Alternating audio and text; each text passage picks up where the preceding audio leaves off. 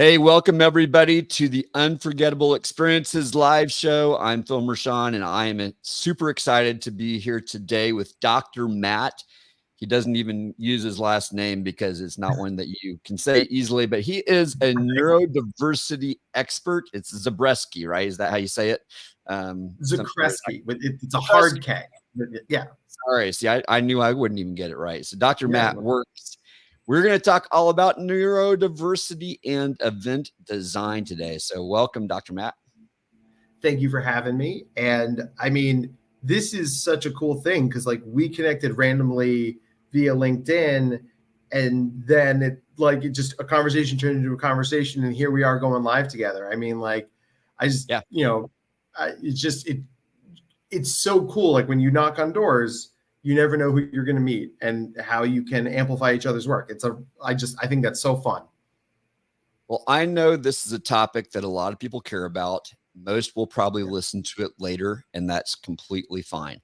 So we're going to dig right in. I've got 20 questions for you. We may not get through all of them, but we're going to get through as many as we can because event organizers and designers need to understand this. And let's just start out by level setting this.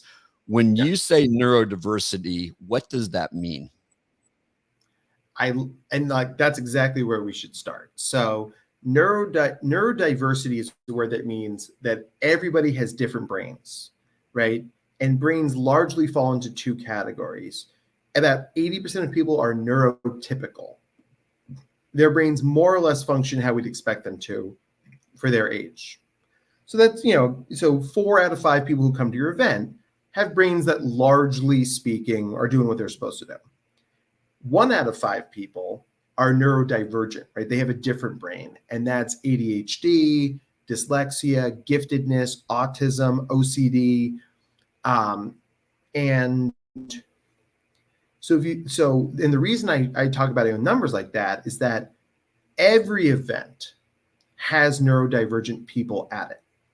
Right? It's an everybody thing. It's not just it's just for the gifted conference, just ADHD con. No, it's everybody, right? Whether you're in sales or marketing or restaurant industry or whatever. So making what we do more neurodiversity affirming, making those spaces more accessible for more folks, it benefits every part of your event. Absolutely.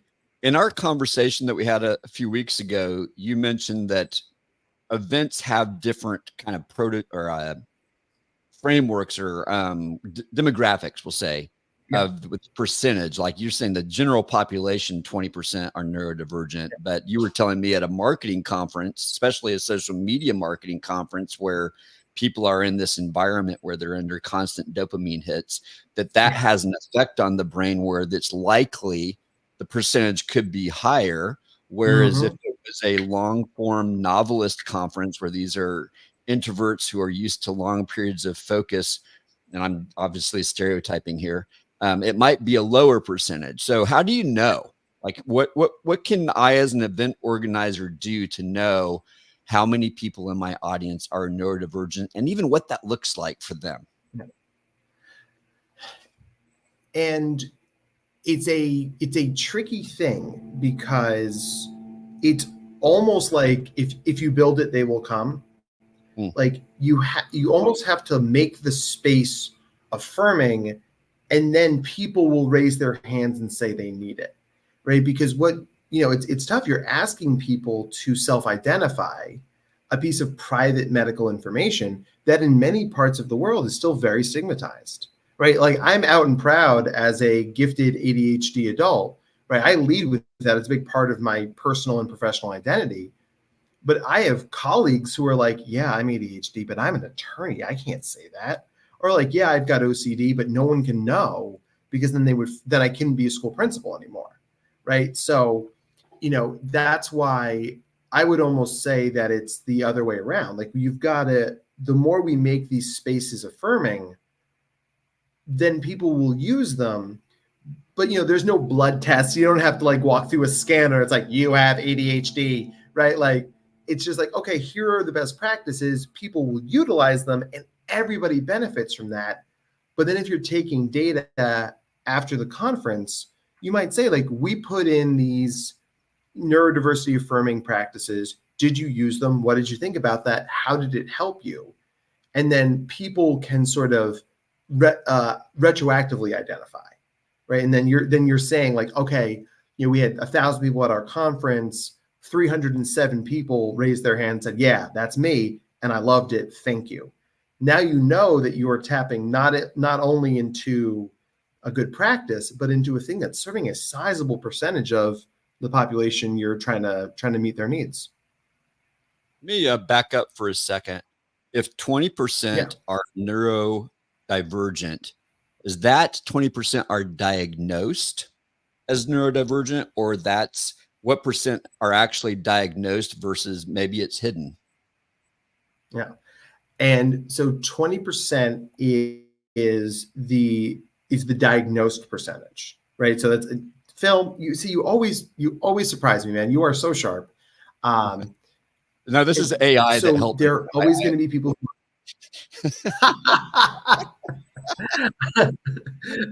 Yeah, I need to get me an AI. There are always going to be people who are undiagnosed, and there are always going to be people who resist diagnosis, right? And as a psychologist, that a big part of my job is helping people with the diagnostic process. I'm working with a parent right now that I did evaluations on 3 of her kids over the years. They're all various flavors of neurodivergent. And after assessing 3 of her kids over the better part of a decade, she finally was like, do you think I'm ADHD as well? And I'm like, I thought that from the very beginning. Yes, so she's been carrying around. She's one of those, she was hiding in the 80% when really she belonged in the 20%, right? So there's that. You might say that if we saw those numbers accurately, it would probably be closer to 70-30, maybe. I think that's a reasonable expectation. And I'm assuming even within that 20 to 30% that could be classified diagnosed neurodivergent, and I totally get it that depending on your industry or part of the world, you may not want to own up to it. Quick aside, my friend Ian started a podcast about ADHD, and he had people who loved him for it and people who said, you should never do that. You don't want to out yourself as that, right? Yeah. But let's look at it. Say it's 30% of the population is neurodivergent. I'm assuming that there's some percentage of that people, like severe cases of autism or whatever, that are probably never going to show up at your event to begin with. Like their illness, if you want to call it that, is such that they just don't go out. Do you have a sense of how that works in terms of, like, are we dealing with people that this is a severe issue for, or these are people who've kind of learned to adapt to it, but it still does present problems in certain circumstances? I mean, it absolutely presents problems in different circumstances. And I mean, one of the really fascinating things is the world has become increasingly neurodivergent affirming without meaning to, right? So let's say I'm an autistic adult, and the idea of going to a conference with thousands of people is going to trigger a lot of stuff for me, right? I don't like big crowds. It's a sensory thing. I don't like being on my feet all day. That's hard for me. I don't like flying, whatever the thing might be. Well, if the conference is offering a virtual piece, which a lot of conferences do, or an asynchronous piece where I can watch the stuff later, like a lot of people are going to watch us later, what we're being right now, Phil, is neurodivergent affirming. We are telling people who, for whatever reason, can't do this right now in the way that most people are entering into it, that there's a way you can do it. We value you to do this in the way that makes the most sense for you, right? And what you'll see at a lot of conferences, especially when I'm at conferences, because I do a lot of keynote speaking, I speak at a lot of events.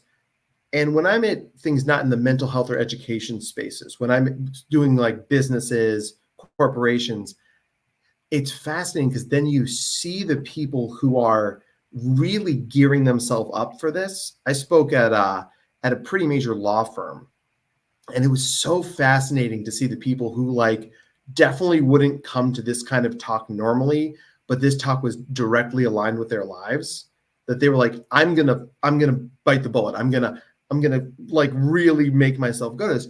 But as soon as I was done talking, they were out of there like their car was on fire, right? And it was you've got to find a way to make things as open as possible, which may mean a lot of different entry points, right? It might be a lot of different ways to let people in, because there's always going to be that percentage of people who can't. But the better we do at making these accessible, the more people we're going to get at their conference, which is good for everybody. If I'm hearing you correctly, I think you're telling me that as an event designer, I need to be neurodivergent affirming, but maybe not calling it out that I'm doing that. In other words, someone who's neurodivergent may not want to raise their hand as you're willing to do and say, I'm neurodivergent. But if I have put things in place that make it more comfortable for you, you're mentioning the things we can do virtually for people, but then we're going to talk in just a second about physical events and things that we can do. But am I correct in that the majority, I don't know if the majority, but in your experience, do you find people with neurodivergence really don't want to raise their hands and identify that way? They would rather that I've just known, hey, they need places where they can be quiet. They need places where the stimuli are maybe not quite as aggressive or whatever the case might be. What do you think about that? Yeah, I mean, I think you nailed it, right? You hit the nail on the head here. And what we're seeing is some really interesting generational dynamics here. So, I'm 40, right? So I'm on the cusp of what's sometimes referred to as the ADHD generation, right? Because I like, from when I started in school to when I ended in school, the dialogue around ADHD changed dramatically, right? I mean, it went from this thing like, you don't talk about it, to like, oh yeah, I have ADHD. This is in my 504 plan. And it was much more normalized. Now you've got kids who are going on TikTok and who are like, oh yeah, that's me, that's me, that's me, that's me. Oh, cool. Here's how I'm neurodivergent. And they're raising their hands. One of the kids I work with, she's a very precocious young woman, but she went up to the school psychologist and she's like, I know I'm gifted. I also think I have social anxiety disorder and ADHD, right? And like, thinking about a 7-year-old girl who is that empowered about mental health to say, here's who I am, this is what it is. I mean, that's amazing. As a mental health professional, that warms my heart. But people who are in my generation, your generation, that's a lot harder for them, right? Like, they grew up with a very different mindset around this stuff. And, we've got to honor where they're at in that process. And a big piece of that is, think about it like this, right?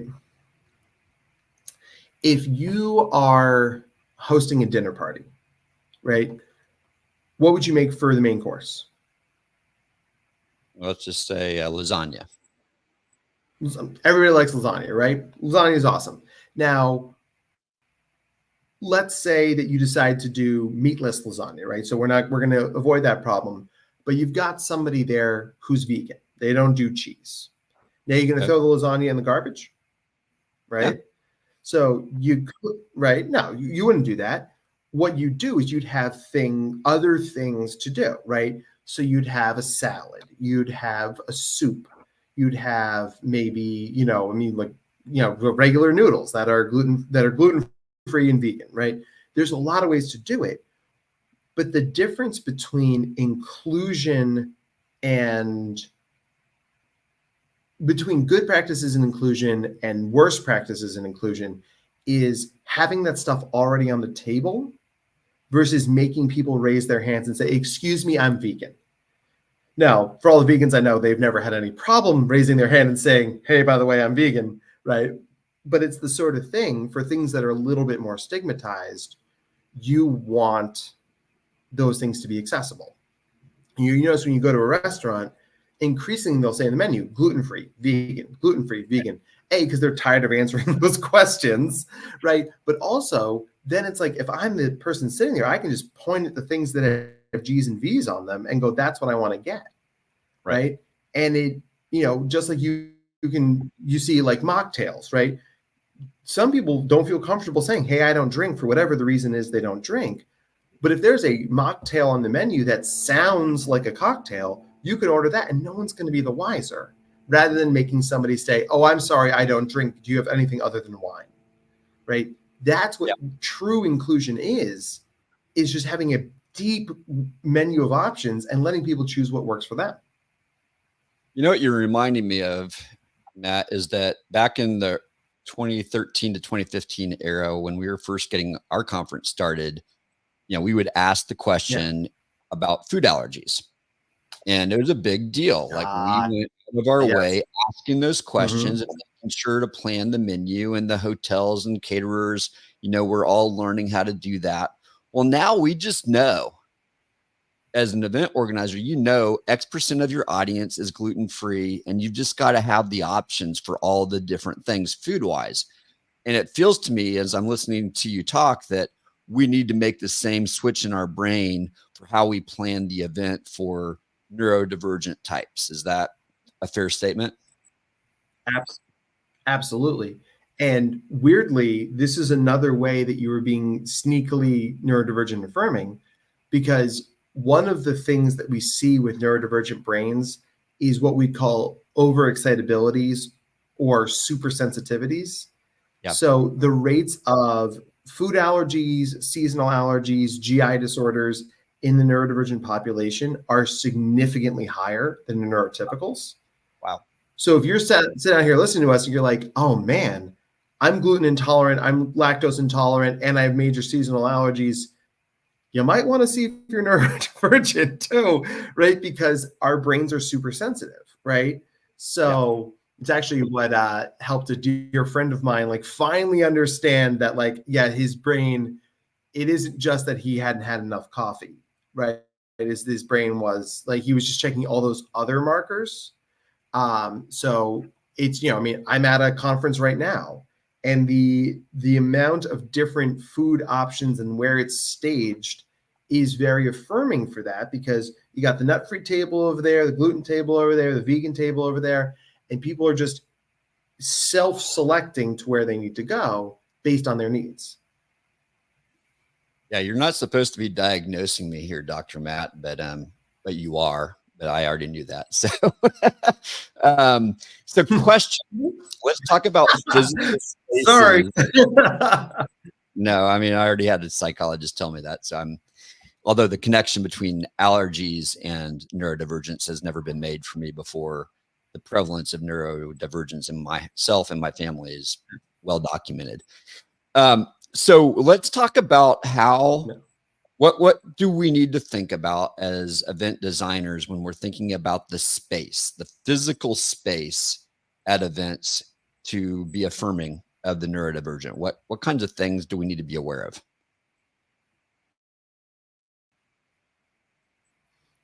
So let's talk about ballrooms for a second, right?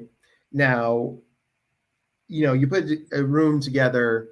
I speak at a lot of conferences, so I'm very familiar with these setups. You got your round tables, you got your theater style seating, right? And what I find is that round tables are so much better for inclusion. They're more easy for handicapped people to navigate. They're more neurodivergent affirming, right? There's a table so I can put my stuff down. I can move my legs, I can spread my body around.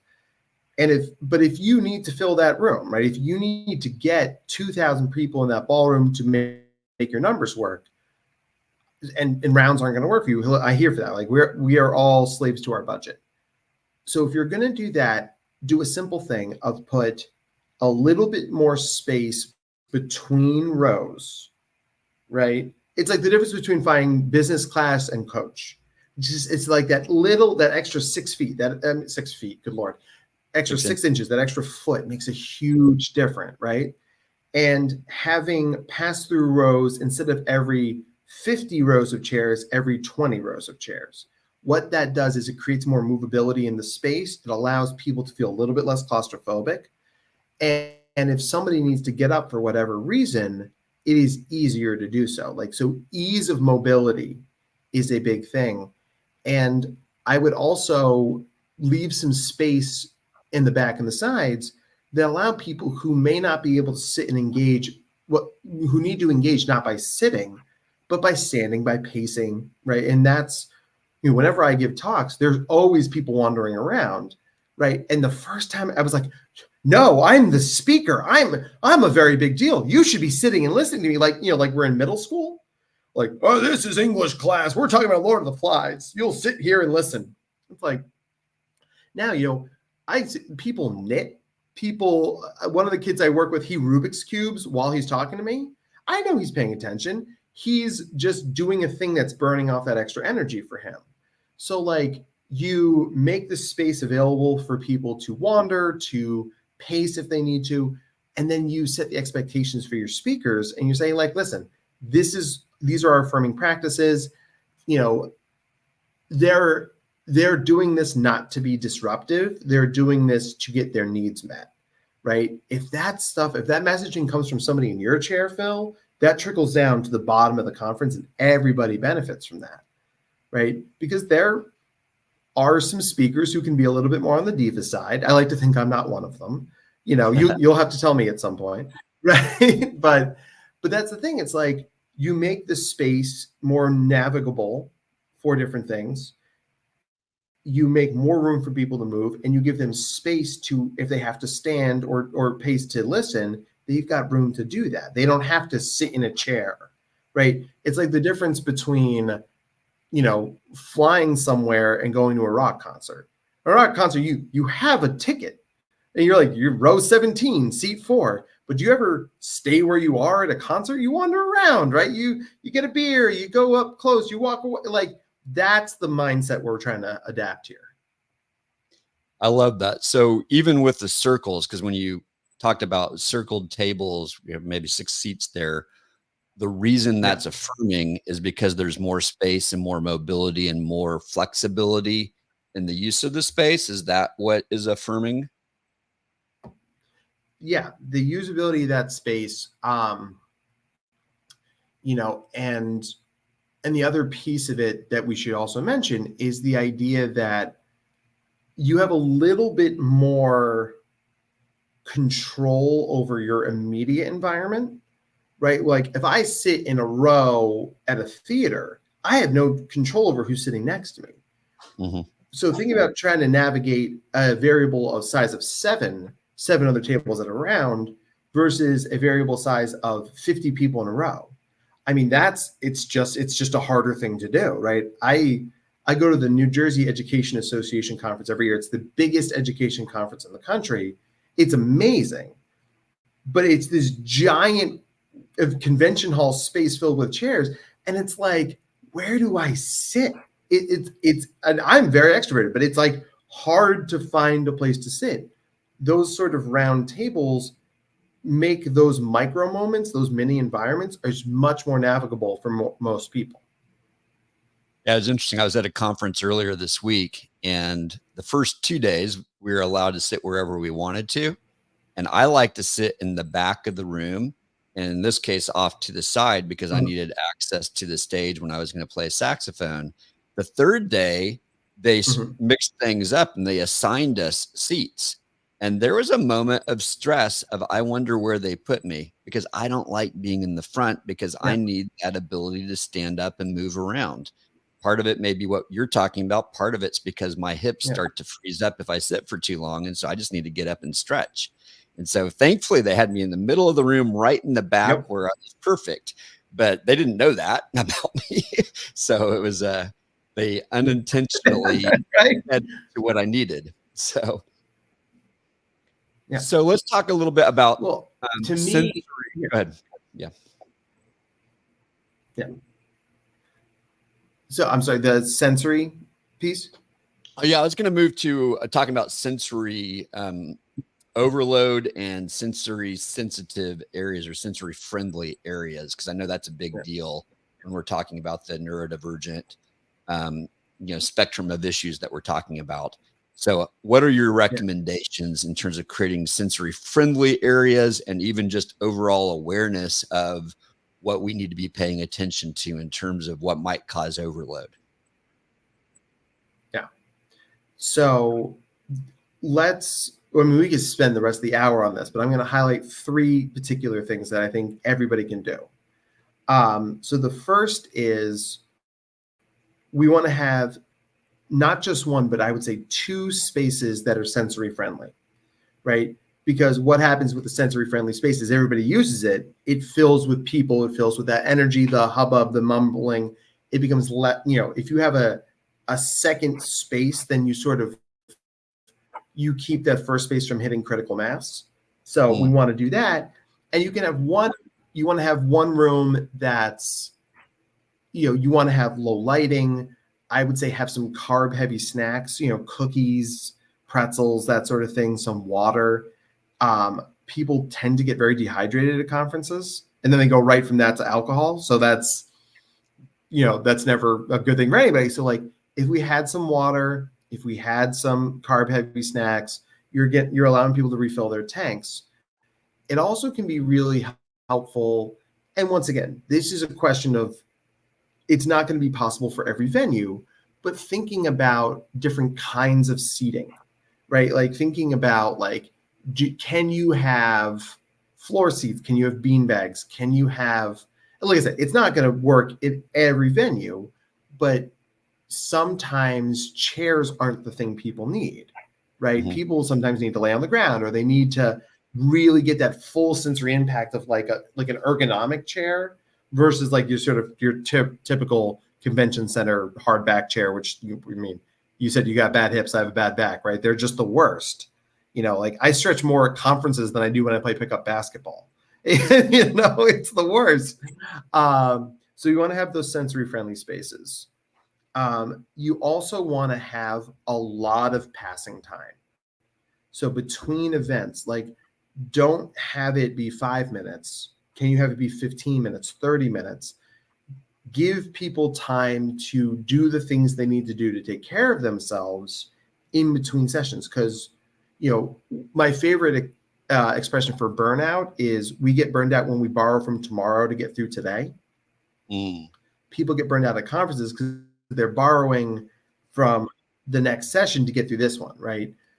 So it's like the difference between high school and college, right? High school, it's like, you better get to your next class. You've got 4 minutes to get across campus or you're not going to do it. College is like, I got a 10 o'clock and then I got a noon and then I got something at 3:30. Plenty of passing time. You can go back to your dorm. You can go to the library. You can lay on the quad, right? So that's a simple structural thing, just having a little bit more passing time between things. And then last but not least, and this is, I think, a particularly funny one that I think a lot of people tend to ignore, is bathrooms. Bathrooms can be a sensory nightmare, right? They're wet, they're bright, they're loud. We don't need to talk about the smell, right? So it's like, can we offer lots of different bathrooms? Can we make sure that the doors are open to the family bathrooms or the private bathrooms? And because what you get once again is like, as opposed to cattle running everybody to one set of bathrooms, right? Think about it more like an airport where they've got the bathrooms situated every 500 to 1,000 feet, right? That keeps people from cluster grouping there. And then you're distributing all of that sensory stuff across multiple points of entry. I was at a conference in New Jersey a couple of months ago, and the bathrooms were the end of this long, skinny hallway, and everybody is just crammed in there like sardines, to the point where people who were trying to leave the bathrooms were having trouble navigating the hallway. And I, being me, I found the organizer. I was like, listen, you've got to open more bathrooms here. And she's like, oh my gosh, you're right. So they opened, bathrooms B and C on the other 2 sides of the lobby center. And it was like, it's like somebody flipped a switch and all of a sudden it was just more human, right? And the idea here is that we can't keep conferences from being draining for people. Conferences are a lot, but when we are knocking out the avoidable problems, we're letting people keep more gas in the tank, let them have more spoons to deal with the inevitable stuff that is going to happen. Right? So things like bathrooms, passing time, snacks, sensory-friendly rooms just go a long way towards really easing the point of entry for a lot of people. I love that. You know, we discovered early on that our audience at Social Media Marketing World is predominantly women. It's as high as 75% women. So we figured out, as you don't have to go to very many events to know that women's bathrooms usually have longer lines than men's anyway. Yep. Worked with the convention center and said, hey, let's convert like I think it was every third men's bathroom into a women's bathroom to take some of that pressure off. And, you know, it worked. You know, it's not perfect because obviously the stalls aren't all correct, but at least it took some of that pressure off, and it was definitely appreciated. I want to press into something here that's not the primary topic of our conversation, but I think it's related if I'm understanding where you're going, and that is introversion and extroversion. And I know you as a psychologist probably hate the way that those two words are used in the general population, because they can be substituted for social shyness or, you know, outgoing, right? That's the common way that people use it, even in the event space. But it's an energy thing. And here's my question. Do you find that those who are neurally divergent typically also are introverted in terms of where their energy is coming from? And the reason I'm asking is thinking about the passing time. Someone who is introverted needs time to just be alone to recharge. And that's the gift that you're giving them, as opposed to saying, you need to go talk to someone, you need to go do something active. So give me a little bit of your thought as a psychologist on that issue. Yeah. So, I mean, we definitely want to ground introvert, extrovert in energy transfer, right? So I'm an extrovert. I get charged up by crowds. I get charged up by interacting with people, thinking on my feet. Those are things that that inspire me, that fire me up. Like, you know, if you dropped me into basically any conference, I would make some friends, hand out some business cards. I would be invited to go get beers with people. I'm really good at that. My wife, who's an introvert, that's her nightmare. My wife likes to have a plan. My wife needs space to decompress, right? And, you know, it's not uncommon if we have people over, like, to the pool, that she'll pull out a book and sit on the chaise and read. And if you didn't know, you'd be like, she's rude, she's socially anxious. No, she's certainly not rude, right? And it's one of those things where you got to see it in terms of energy. Like, if you let an introvert expand their energy bubble to include you, they won't shut up. You know, it's not a lack of social ability, right? It's a different set of circumstances that allow people to be successful, right? So we take that in. Another thing we got to consider when it comes to introverts and extroverts is that extroverts are reward driven. Introverts are consequence averse. So it's a fundamental difference, right? So I'm an extrovert. If you're like, hey, if you talk to all 20 vendors, you get a free beer at happy hour. I'm like, challenge accepted, right? I'm going to run and go do that. You know, that's going to motivate me. That's not going to motivate your introverts, because they're going to see all of the consequences of trying to talk to 20 different groups of people, right? So you want to give things that have other ways in, other entry points, or just like just a little bit, you know, friendlier to use, right? Let your extroverts, let your marketing people, your PR people, let them go run and explore San Antonio or wherever your conference is. But you can also just have place to have people to sit in parallel play and share a companionable silence, right? One of the things the conference I'm at right now does really well is they have a reading room. And, you know, we jokingly refer to it as the library, right? But it's a room where people just sit in companionable silence. They read their books. Some people are reading comic books. Some people are on a Kindle. Some people are, you know, flipping through their phones. But it's a room where it's like if you looked at it from the outside, you're like, those people aren't having any fun. But if you watch them for a while, you realize they're really enjoying each other's company. It's just a very introvert friendly way to do so. Very interesting. So let's talk about introverts for a second, because I'm an introvert and I just went to a conference, and I knew a few people when I got there, but not very many. And it's a very stressful situation. It takes me back to junior high when you walk into the lunchroom and you don't know who you're going to sit with. For me, that's anxiety producing, and I'm going to find the closest table, the easiest path of resistance in that moment. If a goal, if as an organizer that it's helpful to me as an attendee that I go visit with these sponsors, and your extrovert's motivated by visiting all of them and winning the prize, but I'm actually averse to it because it raises up fear for me to have to go talk to 20 different people. What would you suggest is a way to help me and help the introverts among us accomplish the thing that is going to actually help us, but we're averse to it because there's a threat? How do we overcome that threat so that we'll actually do the thing that's going to help us? Do you have any tips?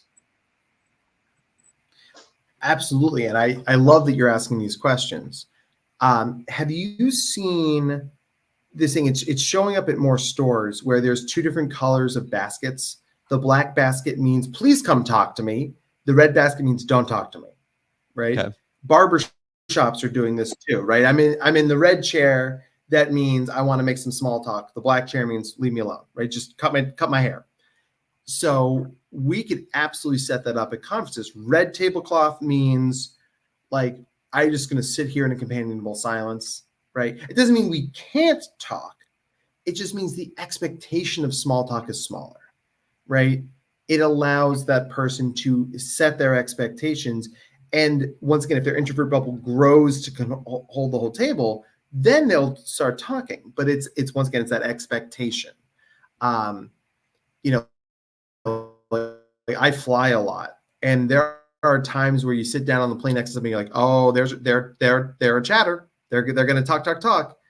And while I like talking to people, usually by the time I get on a plane, I am exhausted. I am ready to pass out, watch the movie, and wake up somewhere over Des Moines, right? So I wish you could like have like a little hat that's like, bloop, please don't talk to me right now, right? I'm recharging. So having those different kinds of tables, right? You also could do a thing where, you could see as a quality over quantity thing. So, I'll have 100 conversations, 100 small talks with 100 people. My wife will talk to 3 people, but talk about deep stuff, right? So you might have, say, like 2 avenues, right? Your avenue A to your extroverts, get all 20 stamps, you get a free beer. For the introverts, you say, pick the 3 things from this list that mean the most to you. And if you can pick the 3 things that mean the most to you and get stamps from all of them, you also get a free beer, right? So what you're doing is you're saying, like, are we doing breadth or depth? And sometimes people will say, like, yeah, you know what? I don't really care about the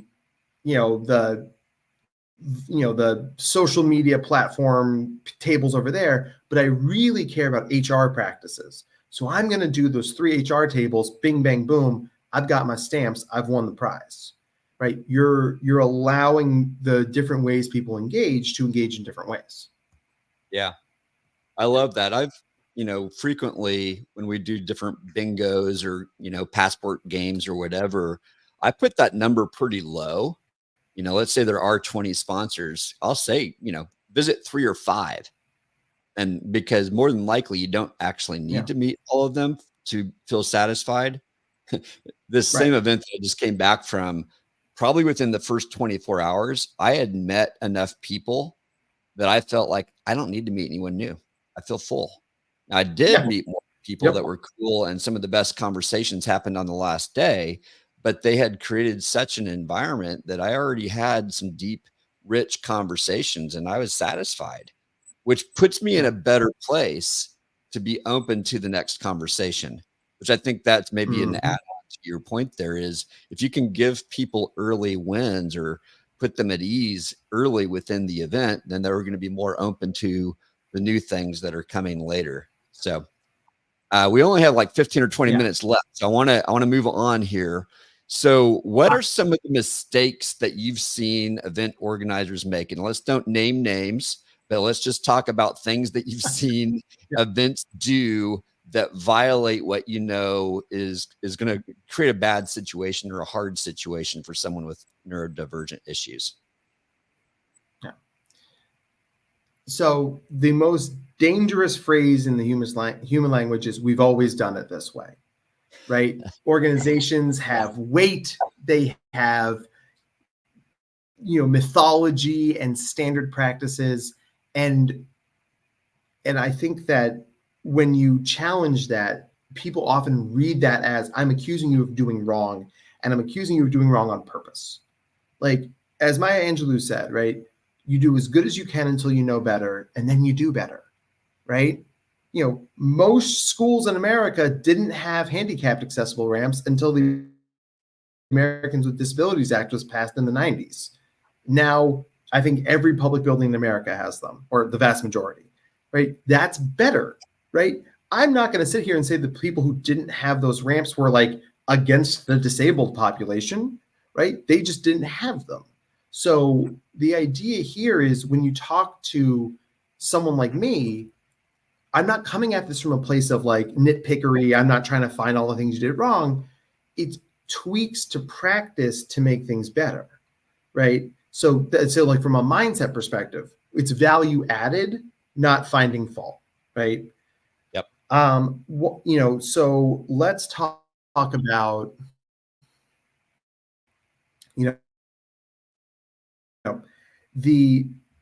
at conferences, one of the things that I see that a pretty consistent problem is the mandatory fun activities, right? Have them be optional, please. Right? Don't make people do the things. They hate that, right? Doesn't really honor the reason people are at conferences. To whatever extent it's possible, try and have the content available. I know we've got we have some time lag issues going here, so I apologize to everyone watching. But when you mentioned the forced fun or the required fun, give me an example of what you mean. Yeah. So like, using what we were talking about before, like you've got to get 20 stamps from the various vendors to qualify for XYZ, right? Or, sometimes it's like, you're trying to check into the conference and they're already selling you on next year's conference. It's like, listen, man, I'm just trying to get my tote bag. I'm just trying to get my lanyard, right? Like just, I know we're all trying to make $1. I know we're all trying to like fill next year's conference, but like happen organically and your participants will be much happier. They're not going to feel rushed. There was that case recently where the courts found that like you can't make somebody go to a team building happy hour, right? It's like you have the right not to be fun. So offer different kinds of things. Like you might have the inevitable bar crawl, the happy hour, but like if you offered hey, like we're going to gather a group of people to go to this museum, right? Or see a show or go see a minor league baseball game. Like, offering those different kinds of things allows people with different interests to pivot in different directions, right? They might find more like-minded people if they're going to the art museum, right? Than if we're all cramming into the ballroom and listening to, like a early 2000s wedding playlist and drinking $9 cans of beer. You can tell what kind of conferences I go to sometimes. And I would say the last thing I would add there is making as many pieces of the conference accessible in as many different ways as you can. Like most of us have the stuff online now. Most of us have the apps, right? Those things are so neurodivergent affirming, right? Because then I just don't have to talk to somebody. I can just click a button, right? If to whatever extent you can record the content and upload it to the cloud, you can even charge a little 20 extra bucks so people get accurate recordings, right? But what you're doing is you're saying like, maybe you've got a person who came all the way to state Maine to see this one speaker, but by the time the speaker starts, they're out of gas, right? They're forced to make an impossible choice. Do you cram yourself into the room and risk burning yourself out because you came all this way to see this speaker? Or do you know that that talk is going to be recorded and available later? And yeah, it's not quite as good, but the content is still there. I mean, we live in a world, Phil, where content is king. So the more ways we can make content available, it honors the different ways people can and will engage with your conference. Yeah, I love where you're going. And one of the implied things that you're saying is that we want to allow people to choose their own pathway, choose their own adventure as they're going through the event. So they need options and they get to decide which way are they going to go through the event. Don't force everyone to have fun in the way that one person thinks it's fun, because that's not fun for everybody. That's one of the things I'm hearing you say. Let's talk for a minute about staff. So we've got, all of us as organizers, we have paid and volunteer staff who are coming to the event, and you want them to be aware of how can they be of assistance. So if you had the chance to talk to a staff at a kind of general level, what would be a couple of pointers that you would have of how to notice when someone maybe is struggling with these things, and how do you come alongside them and help them to feel more comfortable, more included?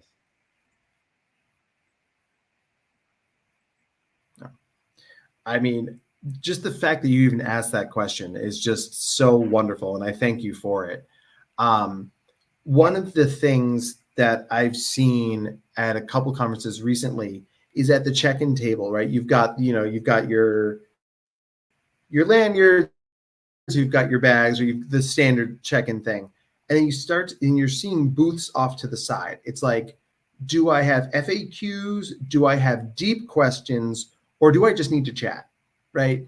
And what you're finding is that, if you've got people, once again, you're letting them choose their own adventure, right? You're like, hey, man, what's the Wi-Fi password? That's the FAQ booth. Boom, done, moving on with your life, right? But it's like, if you're somebody who's like needs to know the lay of the land, right? That's a deep conversation thing, and you can hop in that line. You're not making people raise their hands and say, hey, I need help. You're showing them where the help exists. I also think that so much of this comes with the intentional messaging we do at the top of our conference. So next week, I'll be in Nashville speaking at the National Association for Secondary School Principals. They have a big conference there every year. And I'm talking about, how to prevent suicides in schools. So very heavy conversation, an important one, right? But heavy. And I start that one by saying, like, listen, this is a hard conversation. You're going to get all these slides. You're going to get these resources. Take care of yourself while you're here. If you need to dip and get out of here, go. Trust me, I will not hold that against you. So start with the messaging up front, like conferences are long, they're draining, drink water, give yourself a break. By starting that messaging up front, you're going to see more people do the proactive things, do the self-care thing.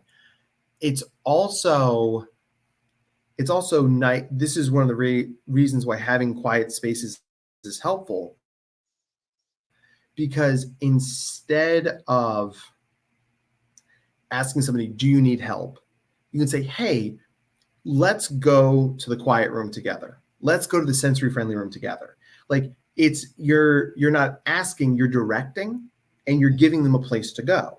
Those things go a long way, because it's lowering the threshold for your volunteers and your employees. They're not trained to do that. They're not mental health techs, right? But if you see someone who's having a tough time, you can say, we've got a sensory friendly room. Would you care to join me there? Like, it's a place to make that the threshold a little lower, and that makes the ease of entry higher, right? So that's those are the things we're trying to do.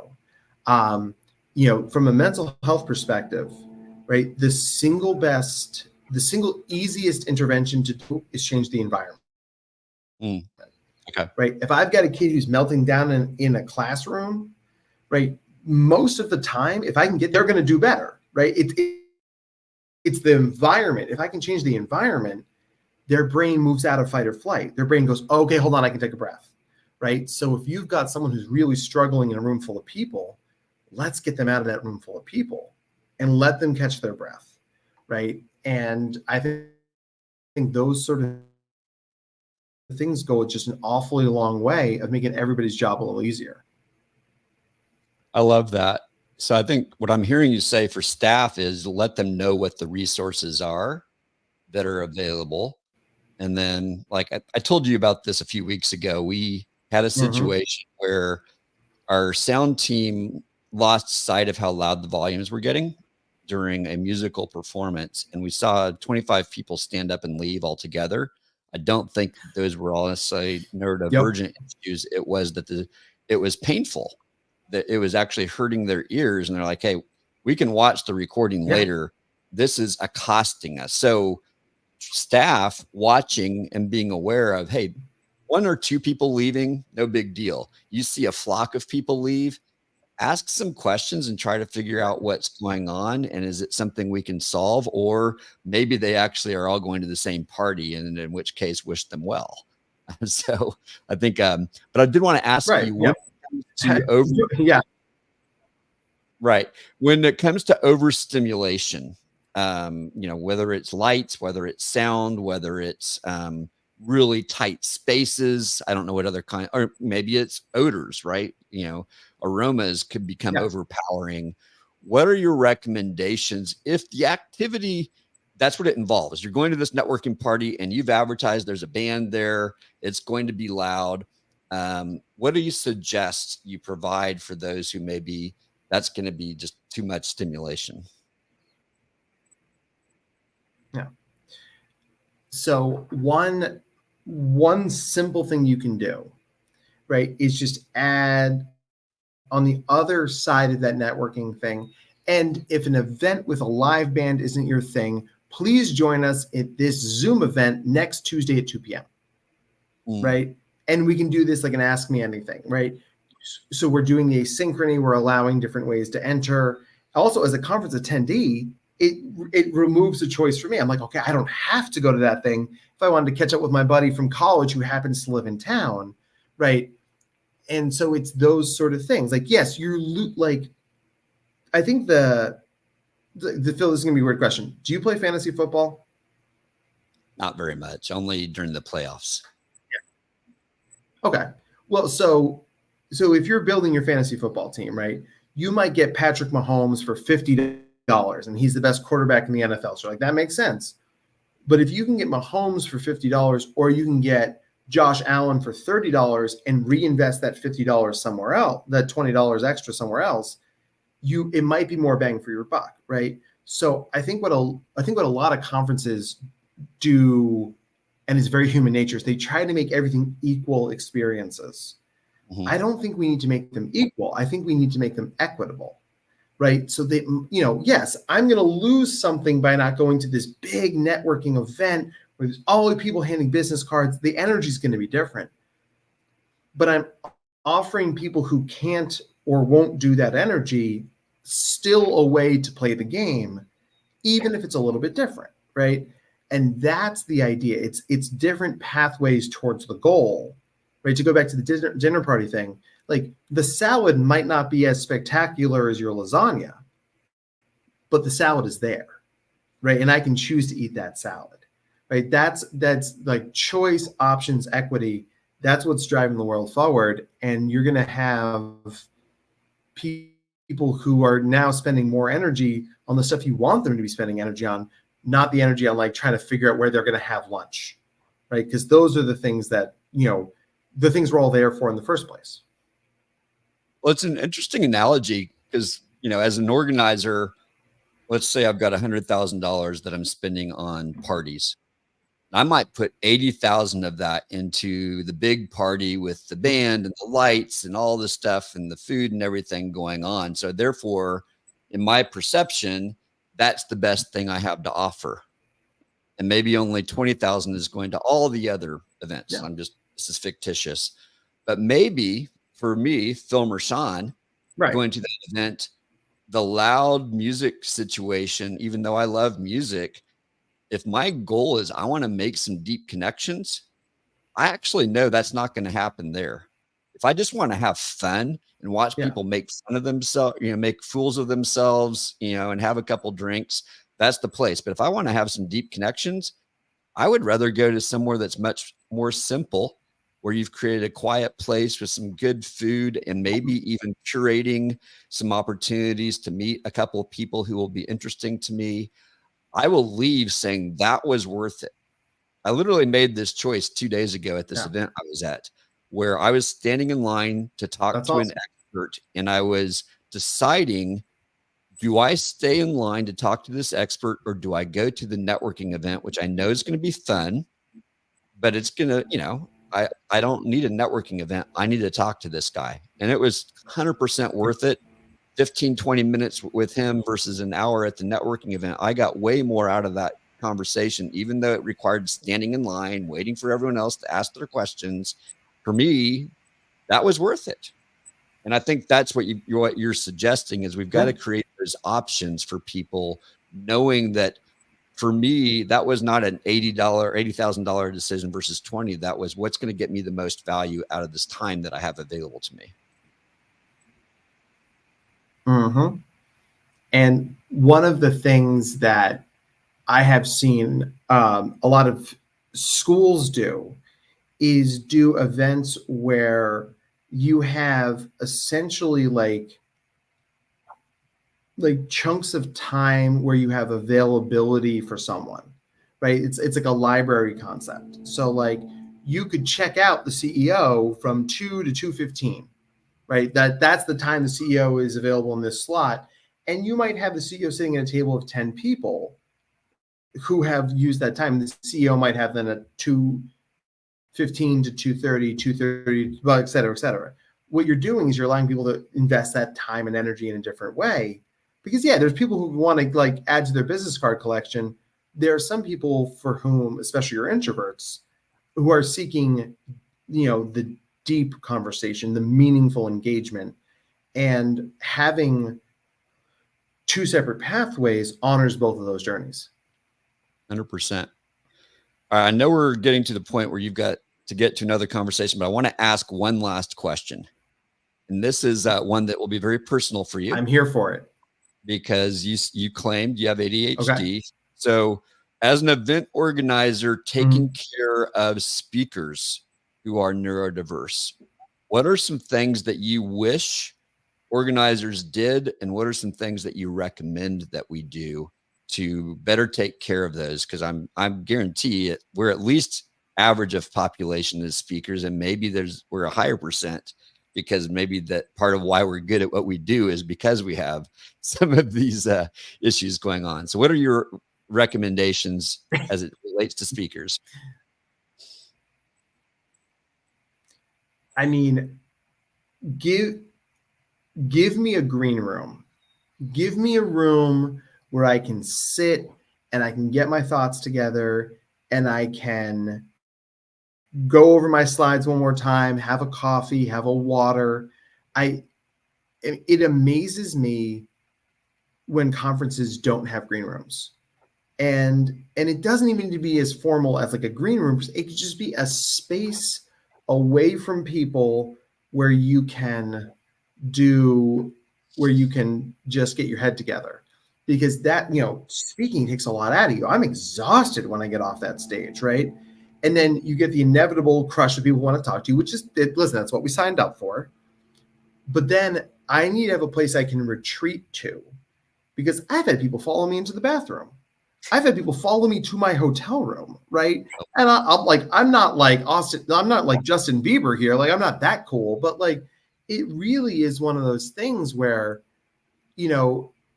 you can control the environment. You have few people in there, have some snacks, have some water, but it's just a place where you can just get out of like public facing mode, even for 10 minutes, right? I actually jokingly refer to it as the wedding rule. So like when my wife and I got married, the biggest piece of advice we got from the minister who married us is like, after the ceremony is over, go upstairs and sit by yourselves for 10 minutes. Just sit, reflect, catch your breath. You just did a really big thing, and there's a really big thing after this thing. So my wife and I went with it, and we ended up like talking about nothing. Right? You're just, but man, oh man, was that helpful, right? So I think one of the things you can do is allow people a space to retreat to. And if I can offer one more piece of advice, it's so I speak at this one conference every year. It's in Reno, Nevada, for the Davidson Institute.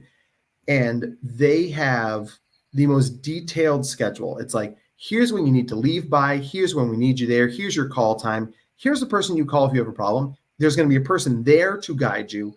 I mean, as a person with ADHD who struggles with like executive functioning, having a document where all of those pieces of information are, it allows me to return to that thing so I don't have to bombard you with a million questions.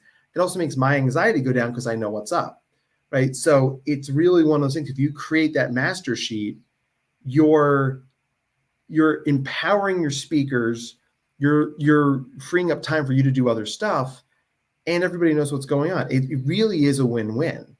And you can have them in their packets. You can email them to them. You might want to staple it to their forehead, depending on what the speaker might need. But those things go a long way. I would add one thing to that, and that is, if an event can assign a concierge to be in charge of communication with the speaker and to assist the speaker in every way that they need, getting them to their room, there if afterwards they're being bombarded by too many people, they have someone who can step in and say, hey, Dr. Matt is needed at this other place right now, folks. He's going to be available a bit later this afternoon for Q&A. He'll be at the party tonight, or whatever message you want them to convey. Now, they're the bad guy and you're not, but they're allowing you a way of escape based on what you've told them. You tell them, hey, my energy is, I could probably do Q&A for 30 minutes after my session, but at that point, I really need to protect myself, or I'm willing to go until the line disappears. Whatever, your energy is, you let them know what that's going to be. So I love all of the that's another thing. Yeah, that's another thing that Davidson does, right? They give you a concierge because I'm that person. If I would sign every autograph, I would answer every question. You need to protect me from myself, right? And that's okay. Yes, I'm so happy you brought that up. It really is a beautiful thing to have that support and have that relationship, because it can be hard to ask people for something, especially if you don't know who the person you need to ask is. So having that concierge creates that individual relationship. It streamlines the process, and if they can't answer it, then to raise it up the flagpole. But you've created a formula that is more efficient, I think. Yeah, and that person can get you the answers. And we've seen this happen too, where the speaker's so giving that they'll stay in conversations before their session and not realize that they're due for their mic check and all that. And so the concierge has to go rescue them out of that conversation with the crowd, saying, hey, Dr. Matt has a session in 15 minutes. We need to get him down there so he can get ready. Folks look forward to, right? No, I was at a conference last summer where the big keynote speaker, who's very famous, was just, he's so generous with his time. He's answering all these questions. You could just see him getting worn down. And if I was like, I'm sorry, Scott, can I borrow you for just 1 second? I'm sorry. He's like, yeah, I guess. I'm like, good, just step over here. And like, we got out of the question. People was like, go to the bathroom. He's like, what? I was like, you need to pee. Go to the bathroom. He's like, I've had to pee for 2 hours. I'm like, then go to the bathroom, right? And I just escorted him to the bathroom, and he came back and he looked 5 pounds lighter. And some of that is a pee joke, but some of that is just like he had gotten a minute to catch his breath, right? And those things are, because when you're the star of the show,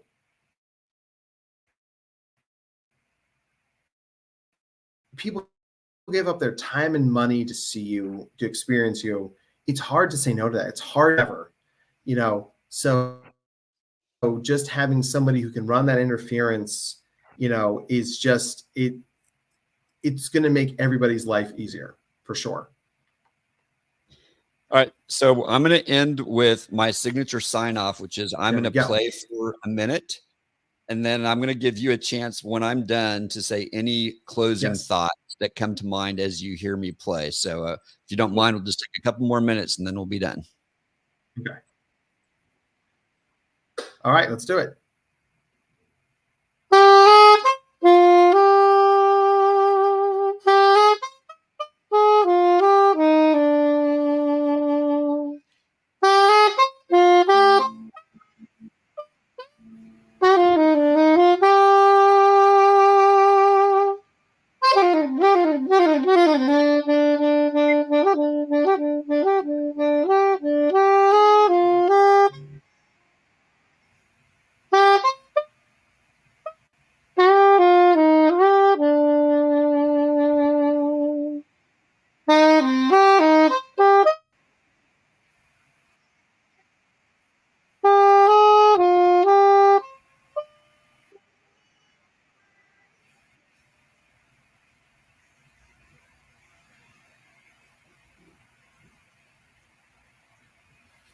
All right, Dr. Matt, thank you. Thanks for being here. I'd love for you to tell people where they can find you online, and then any one last thought that you might have to kind of sum up this conversation. So for the speaking part that I do, that's it's drmattzakreski.com. Very distinct name, so I'm pretty easy to find.